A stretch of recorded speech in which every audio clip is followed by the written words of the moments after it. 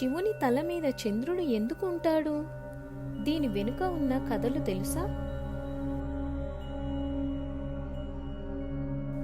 ఆదిదేవుడు సృష్టికర్త ఆ పరమశివుడే.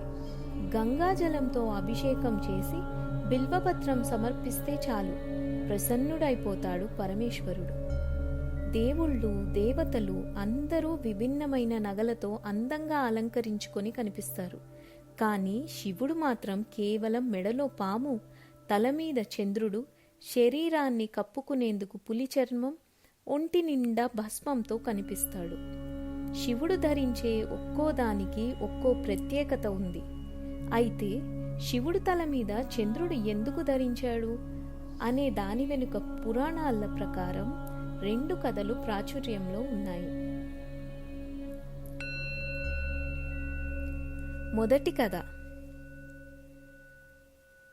క్షీరసాగర మదనం చేసే సమయంలో విషం కూడా బయటికి వచ్చింది. దాన్ని తీసుకోవడానికి అటు దేవతలు ఇటు అసురులు భయపడిపోయారు.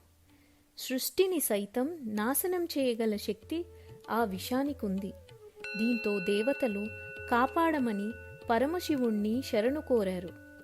సృష్టి కార్యం కోసం శివుడు ఆ విషాన్ని మింగి తన గొంతులో ఉంచాడు.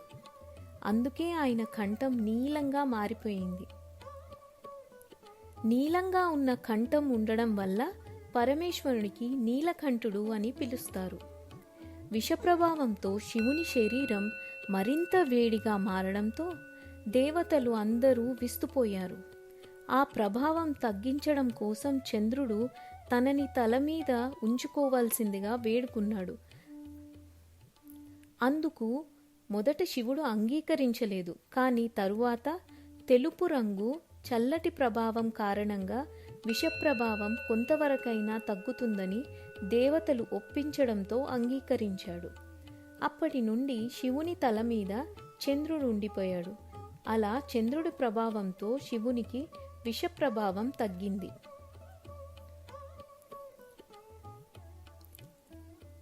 రెండవ కథ. పురాణాల ప్రకారం దక్షుడికి 27 మంది కుమార్తెలు. వారిని అనసూయాదేవి కుమారుడైన చంద్రునికి ఇచ్చి వివాహం జరిపించాడు. చంద్రుడు తన 27 మంది కుమార్తెలను సమానంగా చూసుకుంటాడని దక్షుడు భావించాడు. అయితే 27 మంది భార్యలున్నా సరే వారిలో ఒక్క రోహిణితో మాత్రమే చంద్రుడు ఎక్కువ ప్రేమ చూపిస్తూ మిగతా వారిని పట్టించుకోవడం మానేశాడు. దీంతో 26 మంది కుమార్తెలు దక్షుడి దగ్గరికి వెళ్ళి తమ గోడు వెళ్ళబుచ్చుకున్నారు. అందరినీ సమానంగా చూసుకోమని దక్షుడు చంద్రుణ్ణి హెచ్చరించినా పట్టించుకోలేదు. దీంతో ఆగ్రహించిన దక్షుడు చంద్రుణ్ణి శపిస్తాడు. రోజు రోజుకి వెలుగు తగ్గిపోతూ చివరికి మొత్తానికి అంతమవుతావు అంటూ శపించడంతో చంద్రుడు భయపడిపోతాడు. శాప విమోచనం కలిగించాలని బ్రహ్మ విష్ణువులను వేడుకున్నాడు. తమ వల్ల కాదని పరమశివుణ్ణి అనుగ్రహం కోసం తపస్సు చేయమని చెప్తారు. చంద్రుడు శివుని అనుగ్రహం కోసం తపస్సు చేస్తాడు. తపస్సుకి మెచ్చిన శివుడు ప్రత్యక్షమై చంద్రుడి శాపం గురించి తెలుసుకుంటాడు.